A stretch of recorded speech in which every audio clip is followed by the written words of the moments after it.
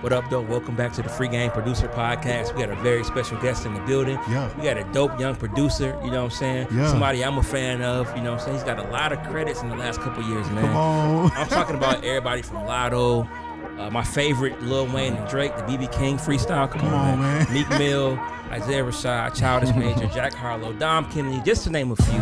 We got Hollywood Cole in the building. How you doing, sir? I'm good. I'm blessed, man. I'm blessed. Thank you for having me. I'm blessed. Thank you for having me, for sure. Listen, man, I'm gonna start this off right. What's up with these rim shots, bro? Man, I'm just trying to use a different snare, like I love it. Like I feel like a lot of cats like use like the same type of snares, so I'm just trying to like bring something different, to the industry. It's crazy, man. With you being such a young guy, man, and like really active in what's going on right now, what I really love about what you're doing, man, is like you have like kept it hip hop. It's like I didn't realize it, bro, but you have done some of my favorite records in the last couple of years. Like I'm like, I didn't know you came through, came to visit with some people and working through here. And I went back and checked out the playlist, bro, and was like, this is incredible, dog. Nah, thank you. So congrats, man. We just want to give you flowers on that off the top, man. Thank you. Because like it's just really special, man, to see and hear it. Like it's really dope, man. So yeah, I just needed to know, cause like the rim shot is just one of them things, bro. Like you gotta really know how to get into the groove to use a rim shot all the time like that. Yep. So hope I didn't give away your secret. Nah, it's all good. It's all good. Yo. It's all good. And speaking of that, we love origin stories. Now, you got a diverse background coming from Seattle originally, Boston, Virginia. I know some of your influences was like the Timberlands and the Neptunes, but you mentioned Dilla. How did those three in particular influence your sound growing up?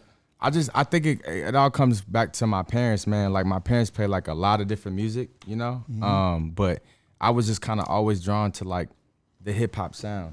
Like I said, my dad would play like Dilla. He would play like Common, like Water for Chocolate. He would play like a lot of different music from Elton John to Anita Baker, So like, I think that kind of it kind of just all kind of ties into like who I am and the producer that I am today, So shout out to Pops for the A&R here, bro. Pops and moms too. My mom would play a lot of music too. That's super dope, man. Yeah, man. I mean, Seattle is rich, man. Like Jake One, for sure.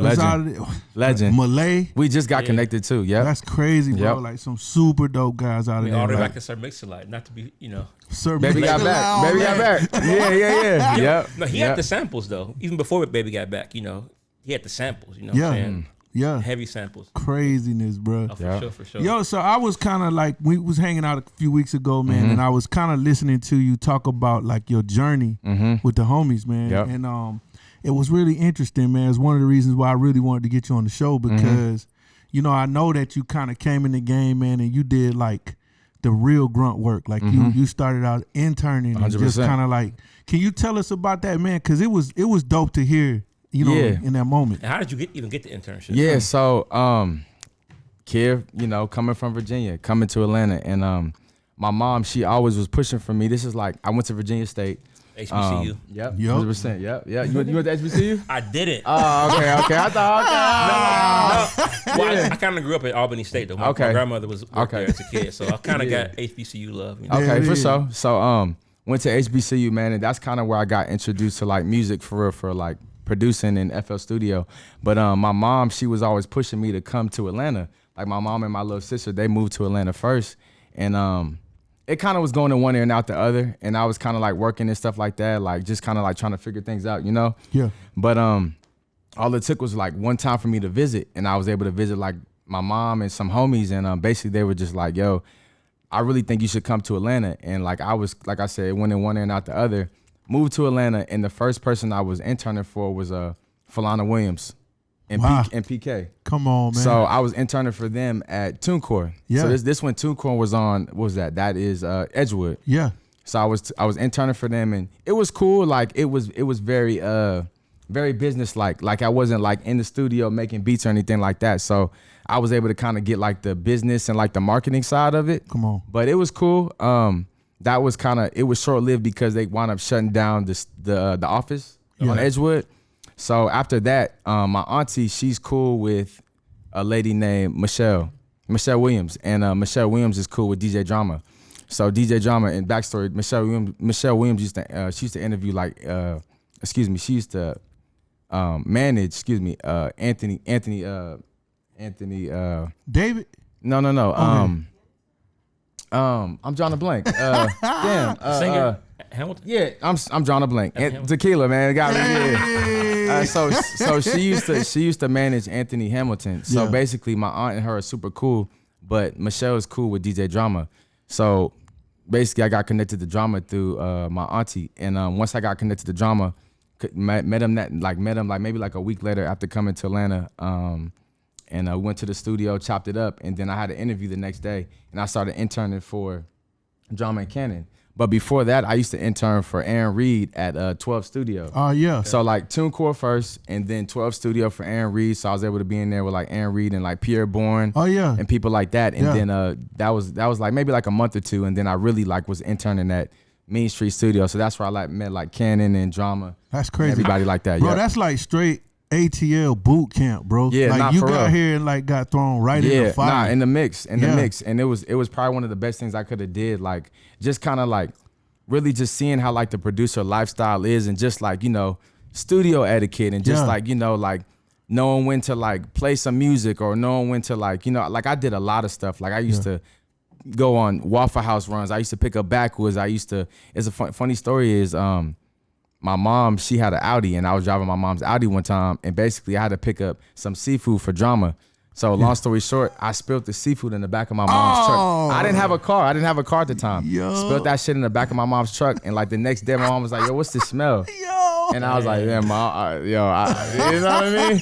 But it just all ties into like, paying your dues, and just like, doing anything, like just being just doing anything, It's like studio etiquette. I think we had an episode like 5 years ago about just studio etiquette. A whole episode about it. Yeah, that's so important. Everybody fails. well, because little mistakes there could kind of just be a detriment. Yeah, I could blow the whole play, man. Yeah. Like knowing how to like be in a room with people and read the room and know what's up. Hell yeah. It's the little things, like I remember one time like I didn't bring like the right like ketchup or mustard for that A&R, and that they kind of was like blown off by that. But it's like the little things matter, because just like if you're not on the little things, just like what can you do when it's like a bigger opportunity, details. So it's all about the details, man. Yep. So, but how'd you even get in that world though? You mentioned TuneCore.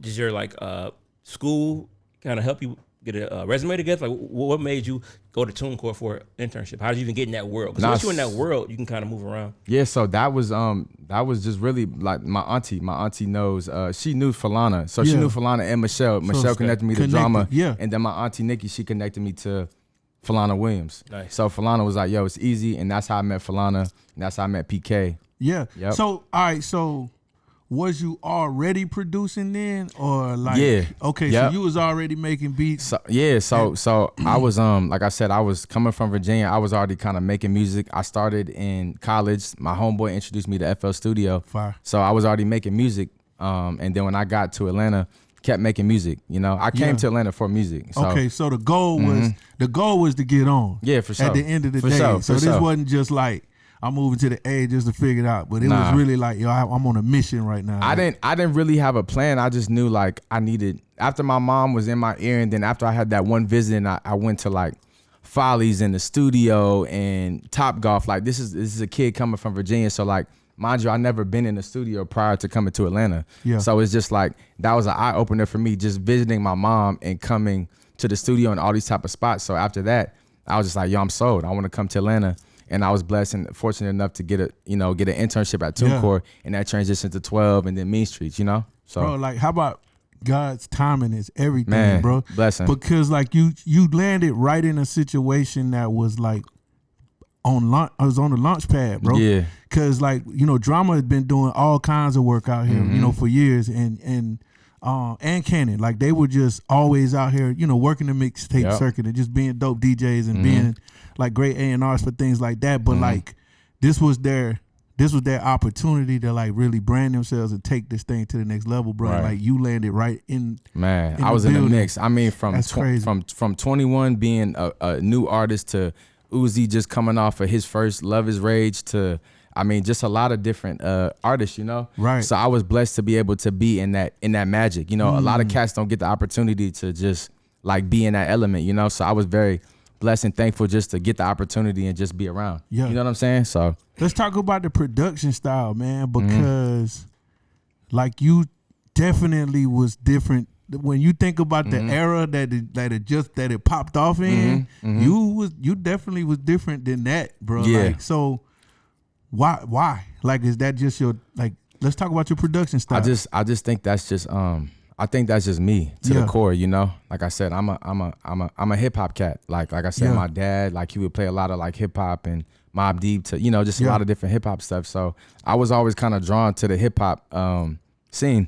You know what I'm saying? So it just kind of it's just me. I'm a laid back dude. You know what I'm saying? Like that's why I think, you know, Dilla's one of my favorite producers. Yeah. Yep. So with sampling, man, like are you like do you dig in crates? Like how do you go about it? You still pull? Because I'm gonna say this. I watched you when you pulled up the other day. Like you not a lot of people go and actually pull records out of that my record collection down here. You was in there. I saw you looking. I was like, oh, this nigga really he really be playing these. Yeah, nah, for sure. Like I think like digging on YouTube is cool. Yeah. But I think it's like that's the core. Like hip hop came on. Cats being in the dusty crates, like you know, like grabbing records and stuff like that, you know. So crackle and you know all what that. I mean? Yeah, for sure. So it's just like, and not using like a plugin that's gonna give you the crackle. Come on, man. You know what I'm saying? So it's just like I wanna keep that essence, and it's just natural for me. Like I make a lot of different beats, but it's just like my core is hip hop. So do you like to sample directly from records or both? Okay. I mean, records to YouTube to, you know, just whatever I'm kind of inspired by. But if I had to choose, I'm digging in the crates. For sure. Yeah, that's super fire. Yeah. So what's some of the like hardware and software you like to use today? I'm Ableton, dude. Oh, you Ableton? Ableton. Okay, then. Yep. See now. Yep. Ableton. Now we can go. So it's to the point now. We just need to get in the studio, bro, because that's what it is. Okay, so you're at with DJ Drama and Don Cannon. You're interning. You talk about studio etiquette. Do you think that anything from there? How do I word this? Do you think you were able to make an impact without overstepping during that time? Like when you met like a 21 Savage or a Lil Uzi, you ain't supposed to go in there and just start playing your music, right? Right. Yeah. Right. But how did you do you think you were able to kind of like develop something there, like relationship wise?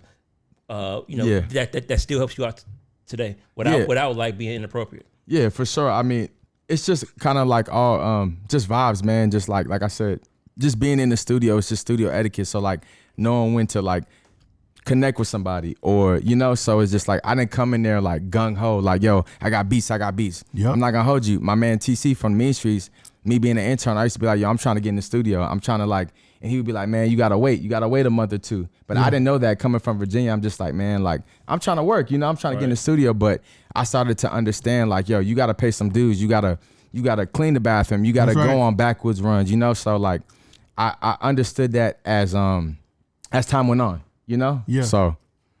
Yeah, that's man. Listen, bro. So many people need that information because like we get it all the time. You know, we get interns that come to work at the studio, and, you know, just really eager, and there's a place for that. You know what I mean? But like you just gotta know how to like use your time, man. Yeah. So you work with Queen Naija, man. Yeah, what was that like? Your first that was like your right? first joint. Yeah, so that was my first official placement. Backstory: like after I won a Wish ATL beat battle. After I won that, I got connected to a cat. He connected me to Lil Ronnie. So I got connected to Lil Ronnie, and that's how the Queen Naija placement came about. I didn't get a chance to like get in the studio with Queen Naija, but that's how it came about. Lil Ronnie's solid dude. He looked out for me, and that's how the record came about. Like I did some drums, and that's how it came about. Yep. Man, my favorite joint, man, Headshots, bro. Thank you. Isaiah Rashad, bro. Yeah. Listen, man. Yeah. When I tell you, bro, when that shit dropped, bro, we was on tour. We rode all the way from damn Kentucky somewhere way out there, bro. Probably play this record. I know we at least gave y'all at least 100 spins, bro. Yeah, that's love. I couldn't believe how slapping it was, man, and it was real reminiscent to the Erykah Badu joint, just like it was riding, bro. So I was like, and then as I met you and went and looked it up, and then I was like, yo, this nigga. I started listening to all these records, and I'm going, bro, everything I liked this year, man, you did it. No, thank you. Corday joint, thank you, bro. You slapped. I appreciate it. I'm just, man, giving it up because man, I produce, man. I've been doing this shit for a long time, man, and I'm really into like colors, man, and like having like some real substance to the beats. You know what I'm saying? It's not just about throwing together some shit because it's easy now, bro. It's not. I don't want to sound like an old head on no bullshit, but like people just aren't careful anymore. Like they just pulling in loops and just throwing on the damn trap drums, and here we go. Now we going crazy. Right.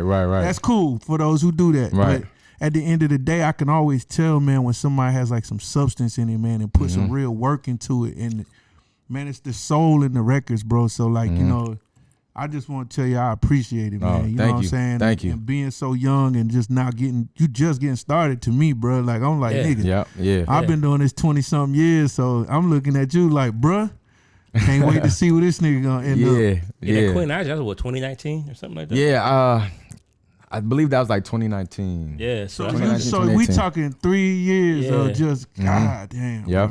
Now I want to back up a little bit. You mentioned you want to wish beat battle. Yep. Now I heard you talk about that before. You were in the beat battle before that, and you were kind of discouraged about going into beat battles. What role do you think beat battles play for up and coming producers, and would you encourage producers to get in beat battles? I think now I think it's cool, but I wouldn't like push that, like I feel like at the time I think beat battles were like the thing, like the high standard joints, yeah, and that was the first one I did when I came to Atlanta, which was cool. I lost, but it humbled me, it humbled me, and I was just like, you know what, I got to get my shit together. So when I did the Wish joint, it's funny because I didn't even want to do that. Yeah, my homegirl asked me, she was like, yo, I really think you should do this. I was like, man, I lost the first one, I don't even want to do another beat battle, yeah, but I wound up doing it, and it was a blessing, and I was able to like, do my thing after that. So, but didn't you meet a lot of important people? Yep. So Sunny Digital was a judge. Jason Reddick, he's like the mayor of Atlanta. That's my guy. Yep. He used to manage me. Yep. And then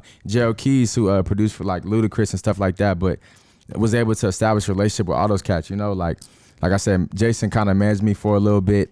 Sunny Digital was like the first kind of producer to be like, yo, like your drums are hard. And he was like, yo, this is prior to him like having his studio that he has now. So he invited me to the studio way before it was even like done, So it was just cool to kind of like be around that and just like have that, get that love, cause like I said, I'm a dude coming from Virginia. My homies telling me my beats are hard, but when I come to Mean Streets, my drums are this low and everybody's drums are this high. So it humbled me. So I had to get my shit together. And that's another thing from just like being in Mean Streets and intern, just like, man, I was exposed to like just the craft, and making sure your shit is just tight. Crazy, bro. Yeah, that's really dope. Yeah. So you get the Queen Naija placement. How do you maneuver at that point? When is your next placement coming? Did you start to get managed? You mentioned the manager.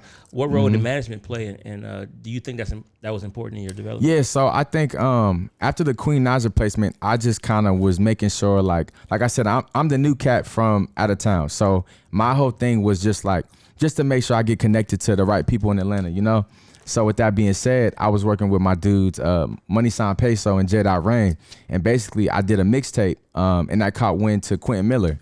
So my dog QM, he basically like I was doing all the beats for Peso and J.Dot. Did a mixtape, and they were cool. They're cool with QM. So basically I got connected to QM through them. QM hit my boy Peso. He was like, yo, who's doing all the beats?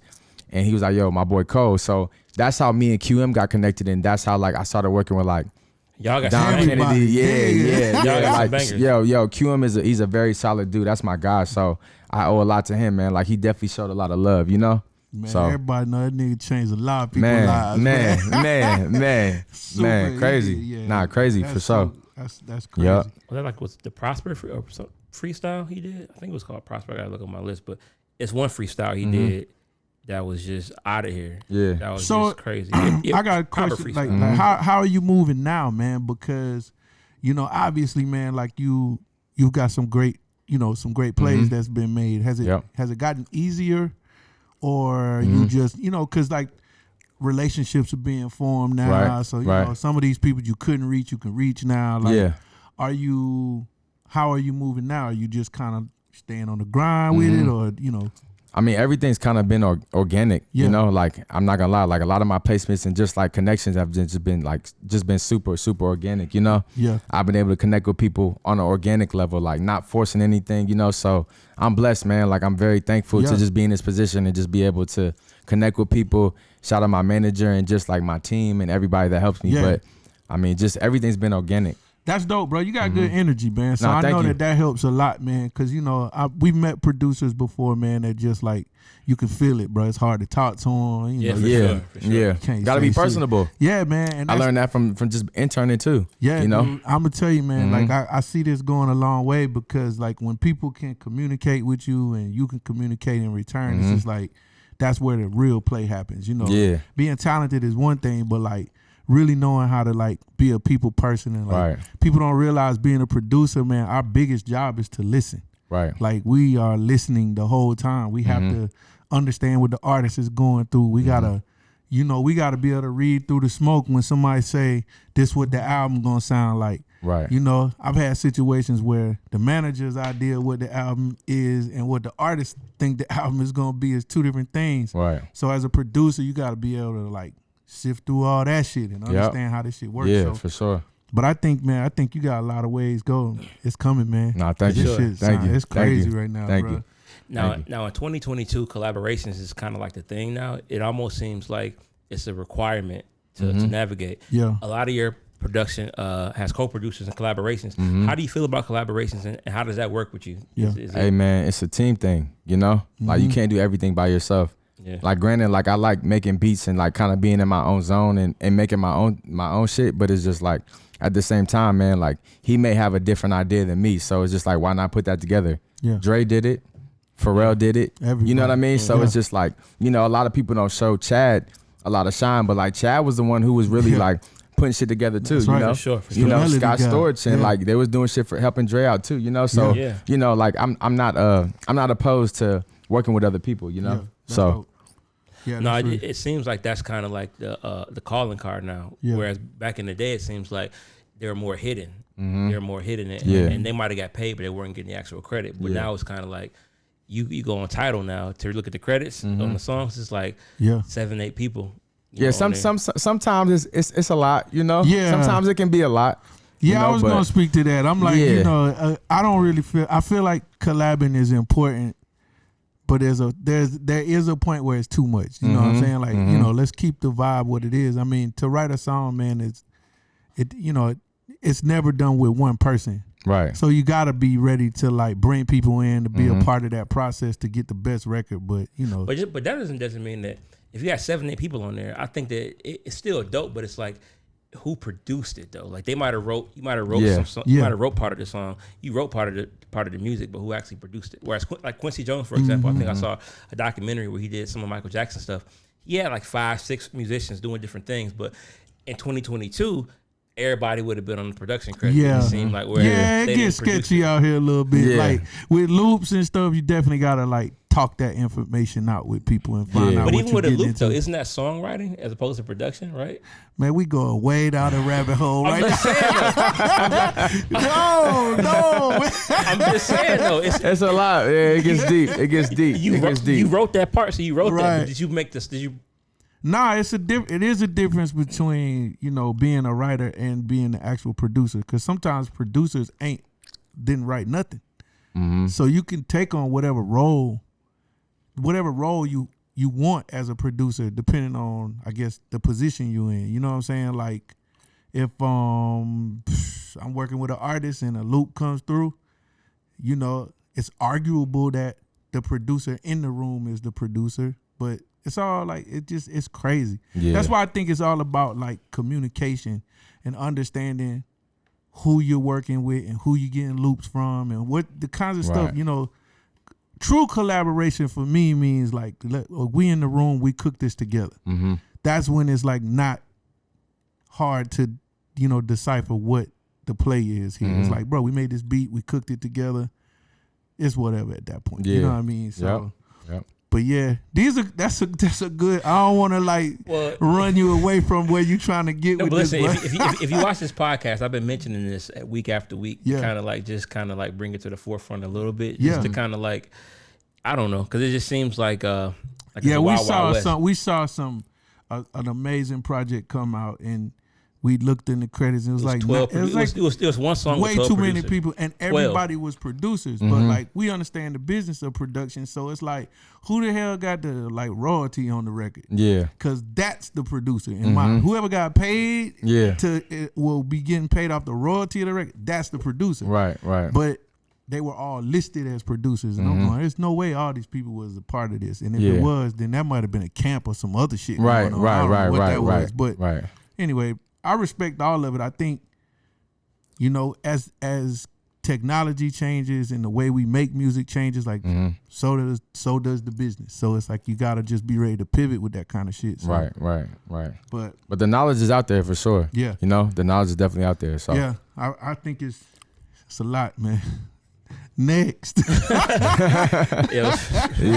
This is the FreeGame Podcast. Yo. You mentioned management.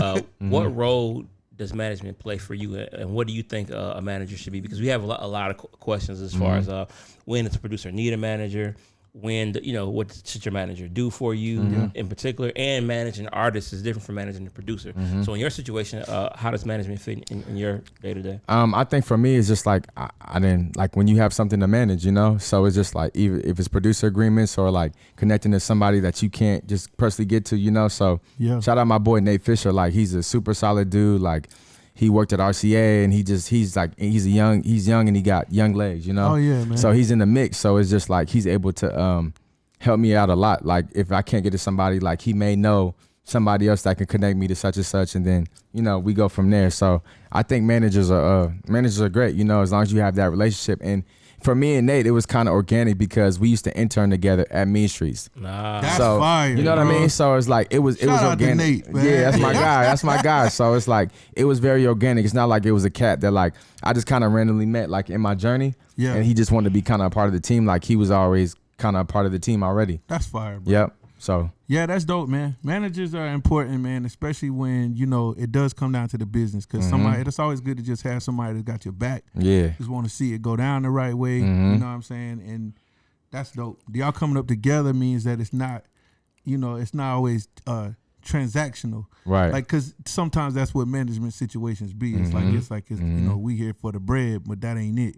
When you come in with somebody and you seen the whole grind go down, that's extra dope, bro. Yeah, he was there from the beginning. So shout out my boy Nate, man. Yeah, that's my Nate, guy. What up, boy? That's my guy. All right, this is a producer podcast. Now, a lot of times I get these dope producers on the show, and we talk about dope things, but I forget to ask about my favorite records, and I get mad. Damn, I didn't ask them about this record. Come on, man. I want to go down the line a little bit. Okay. Let's talk about this BB King freestyle. Okay. That's a joint. That's a joint. How did that come about? I was actually in LA. I was actually trying to make beats for Kendrick. So I really made that beat for Kendrick Lamar. But never got a chance to meet Kendrick. So I just it was just a joint that I had made. I was in LA, and basically backstory is had a connection with Boy Wonder. So that connection came through my boy Childish Major. So me and Childish Major, shout out my boy Childish Major, we dropped a record, and I want to say that was 2020. We dropped Wife You. So I dropped Wife You, and I think that Wonder followed Childish Major, and basically Wonder hit me up on Instagram and was just yo, I fuck with your shit. Cool, whatever. And I left it at that. I didn't hit him up. I didn't be yo, I got beats for you, nothing like that. So fast forward, kept the relationship with Wonder. And I was in LA at the end of, I want to say 2020. Yeah, end of 2020. And basically, Wonder was out in LA. I was in LA. I was trying to get in the studio with him, but we didn't get a chance to get in the studio. So hit him up. He was like, man, let's just have dinner. Super cool cat. We wound up kicking it, had drinks, food. And I had a car. I had a car in LA. I had a Toro joint. I had a car. He had to get back to his hotel. So after dinner, after chopping it up and stuff, I was like, yo, I could take you back to your hotel. So left the restaurant. He's playing me unreleased stuff Lemon Pepper Freestyle and just a whole bunch of Drake joints before it was even out, So he played me a whole bunch of records, and in the midst of that, I was playing him like I was working with J-Rock at the time. Yeah. So I played him like, just a lot of stuff I was working on and stuff with J-Rock. And when we got to his hotel, I was like, man, I got a joint for you. Cause I know he was, I think he was working with Kendrick. So I was like, I got a joint for you. So I played him the beat, and I mean, we was in the car, and he was just like, yo, I played him maybe like 10 seconds of the BB King beat. He was like, yo, send that to me right now. So I sent it to him, and he was just like, yo, he texted to Drake, and maybe like 3-4 weeks later, BB King Freestyle came out. Yeah. Yeah. So, Yep. So definitely shout out to Wonder, man. He's a super solid dude, and he showed love. Like he helped me get the Meek Mill placement, and just like he's just a solid cat. That's the meat FFWM. Yep. Listen, I say this all the time, but I promise you I'm not lying. I promise it's the truth. The guy, that's my favorite song on that particular album. Nah, thank you. From day one. Thank you. Him and A$AP Ferg, the way they flow on that joint crazy. is crazy. So they both went stupid. How did that come about? Shout out Wonder.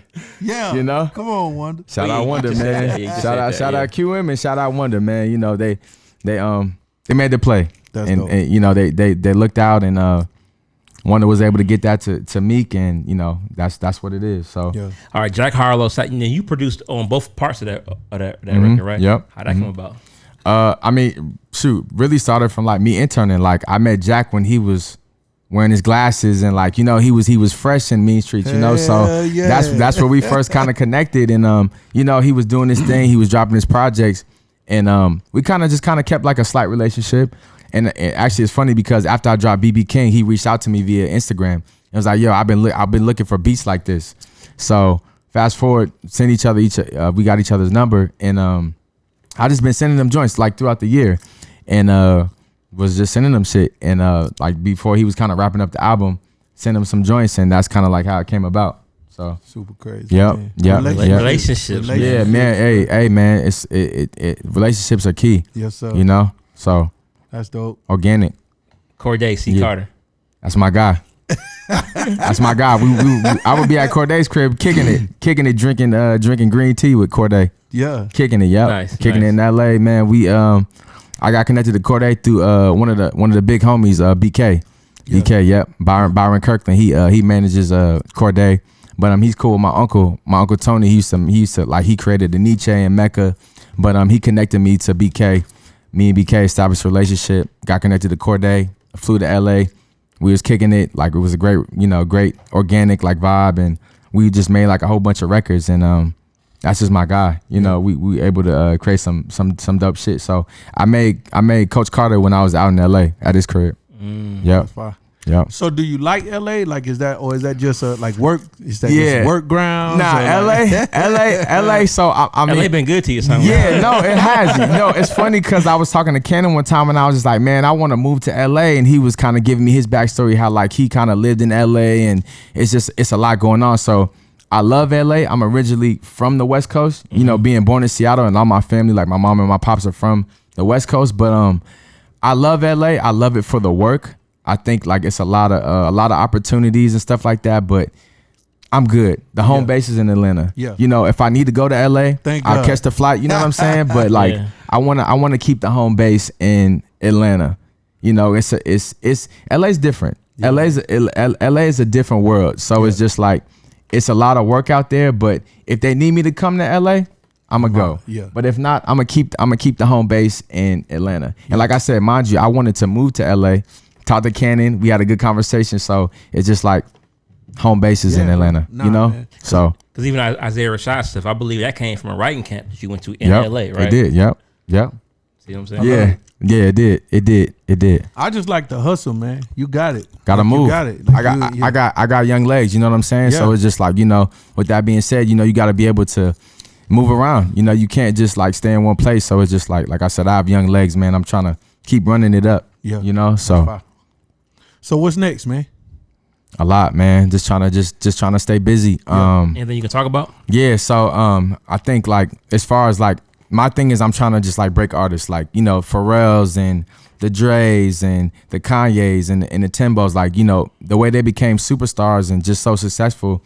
Mine, besides getting placements, was like breaking artists, breaking the Aaliyahs, breaking the Clips, people like that. So the thing I'm really focused on is like, I'm blessed to be able to get placements, but what I'm really trying to focus on is my boy Will Hill. Like this is a cat. He grew up in Atlanta, but we're coming with like a West Coast sound from Atlanta, so it's very different. It's not so rapidy rap. It's a very ease kind of listen. So he's definitely one of the ones that I'm working with and just trying to like curate the sound and break him, cause I'm a fan. That Pine Green one, slap. Thank you. Thank you. Slap. Thank you. Yeah. That's my guy, man. He's got it. So we're just like, we kind of just started working again. Like we kind of took a break. Like I told him last year, I was like, you know what?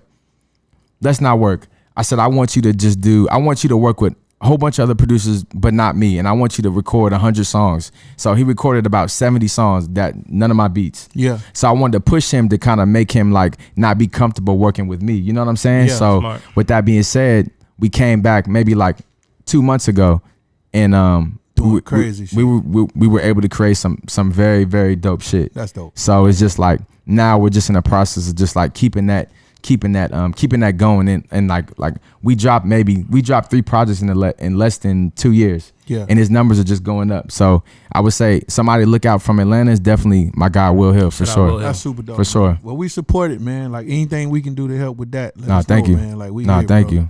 Like where can we find you on social media and like how can people get in contact Man, with you? Twitter, SoundCloud, Instagram, everything is _ Hollywood Cole. Player, man. Yeah. Super player, bro. Yeah. Well, thank you for your time, man. Thank you. You know what I'm saying? It means a lot to have you here, bro. Like, we champion you, man. Like, we think you out of here, man. We know what's up. You know what I'm saying? I appreciate and it. just for the record, for everybody at home, his last name is actually Cole. It is. So it makes sense. No, it is. Hey, but look, let me tell y'all I got Hollywood Cole from Spotty Yachty. Yeah.